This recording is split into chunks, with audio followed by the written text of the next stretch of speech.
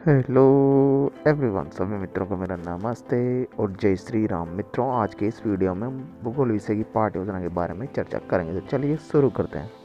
मित्रों, सबसे पहले जो आपकी दैनिक पाठ्य योजना डायरी है उसके ऊपर आपको पाठ्य योजना का क्रमांक लगा लेना, जो भी आपकी पाठ्य योजना का क्रमांक है। मित्रों, उसके पश्चात में जिस विद्यालय में आपका बीएड या बीएसटी से प्रशिक्षण प्रोग्राम चल रहा है उस विद्यालय का आपको नाम लिख देना। मित्रों, अगर अब तक आपने हमारे चैनल को सब्सक्राइब नहीं किया, प्लीज़ चैनल को सब्सक्राइब कर ले, वीडियो को लाइक करें और जो घंटे वाला आइकन है उसको ऑन कर लें। क्योंकि सब्सक्रिप्शन का कोई भी चार्जेस नहीं है मित्रों, ये फ्री ऑफ कॉस्ट है। तो प्लीज़ चैनल को सब्सक्राइब करें ताकि हमारा मनोबल बढ़ता रहे और आपके लिए अच्छा से अच्छा कंटेंट लाते रहें। मित्रों, इसके पश्चात जो आप जिस कक्षा की पाठ्य तैयार करें वो कक्षा लगा, तो कक्षा 8 की पाठ्य तैयार करें, कक्षा 8 हो जाएगी। विषय हो जाएगा आपका भूगोल विषय। और आज का जो अपना प्रकरण है वो है भारत की प्रमुख फसलें।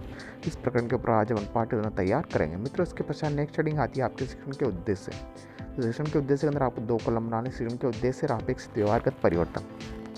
दोनों कॉलम बनाने के पश्चात में शिक्षण उद्देश्य वाला कॉलम है उसके अंदर आप लिखे हैं लेकिन पहले थोड़ा समझिए शिक्षण के उद्देश्य होते क्या है। शिक्षण के उद्देश्य तात्पर्य है कि छात्र, अध्यापक अथवा शिक्षक द्वारा जब बच्चों को शिक्षण करवाया जा रहा है तो शिक्षण कराते समय इस शिक्षण से बच्चों के अंदर क्या परिवर्तन आएगा या बच्चे ये शिक्षण करके अपने आप में क्या परिवर्तन लाना चाहिए, वो शिक्षण के उद्देश्य हो जाए। तो पहला लिख लीजिए आप ज्ञानात्मक, इसके समय जो अपेक्षित व्यवहार परिवर्तन में लिखा रहे वो लिख लीजिए और तृतीय लिख लीजिए ज्ञानोपयोग। इस प्रकार से आपको तीनों शिक्षण के उद्देश्य लिखने के पश्चात में जो नेक्स्ट शिक्षण का उद्देश्य आता है वो नेक्स्ट शिक्षण का उद्देश्य लिखेंगे आप अभिरुचि। तो अभिरुचि के समक्ष देखिए मैंने आपको अपेक्षित व्यवहारगत परिवर्तन लिखा रखा है, वो लिख लीजिए। 5वां लिख लीजिए अभिवृत्ति और एक और बचा रह जाएगा आपका कौशल।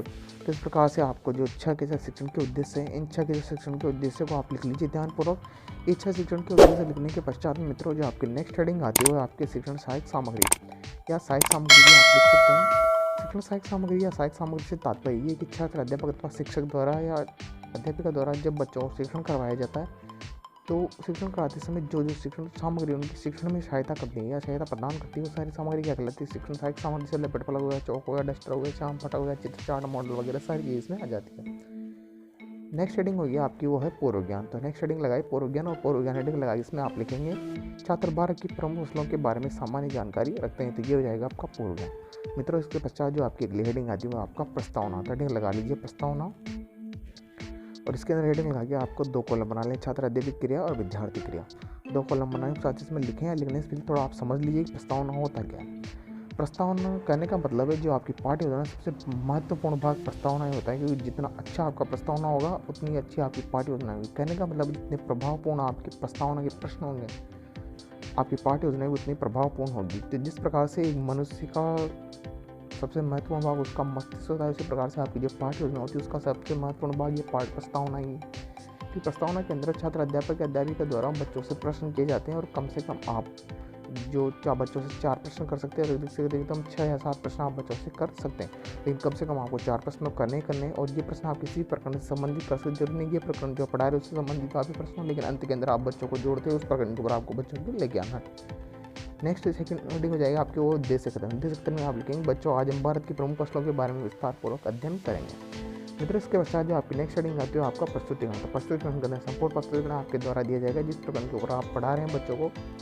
तो इसके अंदर आपको 5 कॉलम बनाने। शिक्षण बिंदु, छात्र अध्ययन क्रिया, विद्यार्थी क्रिया, विधि और श्याम कार्य। ये 5 कॉलम बनाने के पश्चात में जो शिक्षण बिंदु वाला कॉलम है उसके अंदर आपका पहला शिक्षण बिंदु होगा खरीफ की फसलें। तो शिक्षण बिंदु के अंतर्गत देखिए जो विकासात्मक प्रश्न आपको लिखा है, विकासात्मक प्रश्न को आप ध्यानपूर्वक लिख लीजिए। विधि हो जाएगी आपकी प्रश्नोत्तरी विधि। और जो छात्र अध्ययन कथन है वो लिखेंगे आप ये ग्रीष्म काल की फसलें हैं जो वर्षा के आरंभ में अप्रैल में बोई जाती है एवं जून जुलाई में काट ली जाती है। ये फसल पूर्णतः वर्षा पर निर्भर होती है, वर्षा की कमी पर सिंचाई की आवश्यकता होती है। तो ये हो जाएगी आपकी क्या खरीफ की फसलें। कब कब बोई जाती है इसके बारे में जानकारी दे दी है इसके अंदर। विद्यार्थी क्रिया में आप लिखेंगे विद्यार्थी ध्यानपूर्वक सुनेंगे। विधि हो जाएगी आपकी व्याख्यान विधि और श्याम कार्य को आप परिपूर्ण कर लीजिए। जो छात्र अध्ययन कथन मैंने लिखा है उसमें से आप महत्वपूर्ण बिंदुओं को छांट लीजिएगा और श्याम कार्य के अंदर प्ले चार्ट लगाइए, आप उसमें लिख सकते हैं। नेक्स्ट हेडिंग होती है आपकी बहुत प्रश्न। तो बहुत प्रश्न होते हैं वो छात्र अध्यापक द्वारा पूछे जाते हैं और इसलिए पूछे जाते हैं ताकि बच्चे का ध्यान एकाग्रचित होकर पाठ में लगाए और उसकी एकाग्रता बनी रहे। तो इससे बहुत प्रश्न किए जाते हैं और बहुत प्रश्न आप बच्चों से पूछ लेंगे। बच्चे इन बहुत प्रश्नों को उत्तर आसानी से बच्चों ने भी ध्यानपूर्वक पढ़ा है। मित्रों, इसके पश्चात में आपका जो द्वितीय शिक्षण बिंदु आता है वो है रबी की फसल।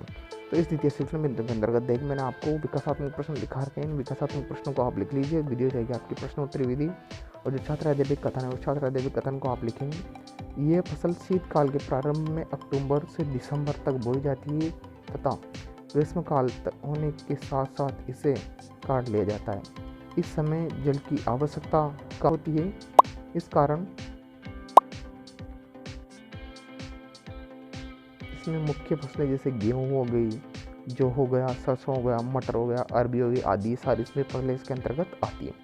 इस प्रकार से हो जाएगा आपका छात्र अध्ययन कथन। विद्यार्थी क्रिया में आप लिखेंगे, विद्यार्थी ध्यानपूर्वक सुनेंगे। विधि हो जाएगी आपकी व्याख्यान विधि, और जो शाम पाठ कार्य है उसको परिपूर्ण कर ही लीजिएगा। महत्वपूर्ण बिंदु को लिख लीजिए छात्र अध्ययन कथन में से।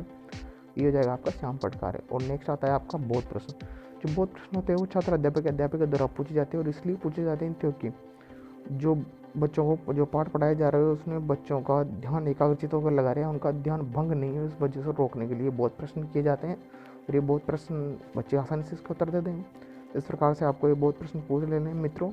इसके पश्चात में जो आपका अगला जो शिक्षण बिंदु है वो अगला शिक्षण बिंदु आप लिखेंगे। तीसरे नंबर का शिक्षण बिंदु लिखेंगे आप। इसके अंदर जायद की फसलें। तो जायद की फसलें के अंतर्गत देखिए मैंने आपको विकासात्मक प्रश्न लिखा रखे हैं। तो इन विकासात्मक प्रश्नों को आप ध्यानपूर्वक लिख लीजिएगा।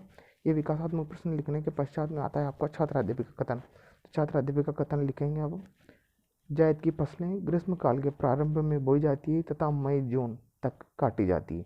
इनकी प्रमुख फसलें सब्जियां, तरबूज, ककड़ी आदि इस प्रकार की फसलें भारत में सभी स्थान में या सभी राज्यों में उत्पादित की जाती है। इस प्रकार से ये हो जाएगा आपका क्या छात्र अध्ययन का कथन। विद्यार्थी क्रिया में आप लिख लीजिएगा। विद्यार्थी ध्यानपूर्वक सुनेंगे और महत्वपूर्ण बातों को अपनी पाठ्य पुस्तिका में नोट करेंगे। विधि हो जाएगी आपकी व्याख्यान विधि, और जो शाम पाठ कार्य को परिपूर्ण करने के लिए आप जो छात्र अध्ययन कथन लिखा है इसमें से आप महत्वपूर्ण बिंदु को छांट लीजिएगा। उसको ब्लैक चार्ट लगा के शाम पाठ कार्य के अंतर्गत आप लिख सकते हैं। फिर लिख लेंगे आप बहुत प्रश्न के बारे में मैंने पहले बता दिया किसके द्वारा पूछे जाते हैं, क्यों पूछे जाते हैं। तो ये बहुत प्रश्न आप ध्यानपूर्वक लिख लीजिए मित्रों। इस प्रकार से जो आपकी पाठ्य योजना है वो यहीं पे समाप्त होती है, लेकिन उससे पहले आपको हेडिंग लगा लेनी है मूल्यांकन प्रश्न। मूल्यांकन प्रश्न हेडिंग लगा लीजिए और मूल्यांकन प्रश्न के बारे में थोड़ी सामान्य जानकारी लीजिए। मूल्यांकन प्रश्न किसके द्वारा पूछे जाते हैं, क्यों पूछे जाते हैं। मूल्यांकन प्रश्न होता है वो छात्र अध्यापक के द्वारा पूछे जाते हैं। इसलिए पूछे जाता है कि उन्होंने जो बच्चों को पाठ पढ़ाया बच्चों ने सीखा है अथवा नहीं सीखा है, कितना सीखा है, इस बात की जानकारी प्रतिपुष्टि या फीडबैक लेने के लिए मूल्यांकन प्रश्न किए जा सकते हैं। ये मूल्यांकन प्रश्न किसी भी प्रकार के बनाए जा सकते, जरूरी नहीं जैसे मैंने बनाया उसी प्रकार से आप भी बनाए। तो आप लघुत्तरात्मक, अति लघुत्तरात्मक, निबंधात्मक किसी भी प्रकार के प्रश्न आप तैयार कर सकते हैं। सत्य वाले रिक्त स्थान वाले किसी प्रकार के प्रश्न आप बना सकते हैं मित्रों। इसके पश्चात आप बच्चों को गृह कार्य दे दिए ताकि बच्चे घर पे जाके आसानी से उस गृह कार्य को से कहने का मतलब कठिनाई स्तर को ध्यान में रखते हुए जिस कठिनाई स्तर से आपने अध्ययन करवाया उस कठिनाई स्तर के आधार पर बच्चों को आप गृह कार्य दे दीजिए। मित्रों आशा करता हूँ कि आपको वीडियो अच्छा लगा होगा। तो प्लीज़ वीडियो को लाइक करें, शेयर करें और चैनल को सब्सक्राइब करना ना भूलें। फेसबुक पे देख रहे हो तो मैं फॉलो जरूर करें, वीडियो को लाइक जरूर करें। कोई भी समस्या आ रही है तो प्लीज़ कमेंट बॉक्स में कमेंट जरूर करें। Thanks for watching.